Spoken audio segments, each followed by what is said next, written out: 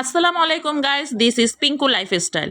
আজকে আমি আর আমার ফ্রেন্ড বাইরে মেঘলা আকাশে একটু ঘুরতে বের হলাম এবং একটা রেস্টুরেন্টে খেতে গেলাম।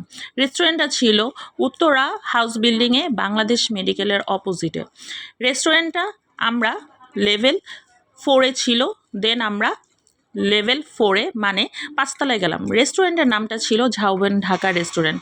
রেস্টুরেন্টে দেন আমরা ঢুকলাম। রেস্টুরেন্টে ঢোকার পর রেস্টুরেন্টের ভিতরের পরিবেশটা অনেক সুন্দর লেগেছে আমার কাছে, বিকজ এই রেস্টুরেন্টের ভিতরে অনেক সুন্দর সুন্দর পুতুল দিয়ে সাজানো ছিল।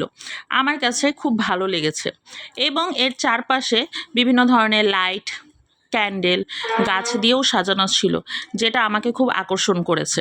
দেন আমরা চারপাশ ঘুরে ঘুরে দেখলাম এবং রেস্টুরেন্টটা আমার কাছে খুব ভালো লেগেছে। এর পরিবেশটাও ছিল অনেক মনোরম।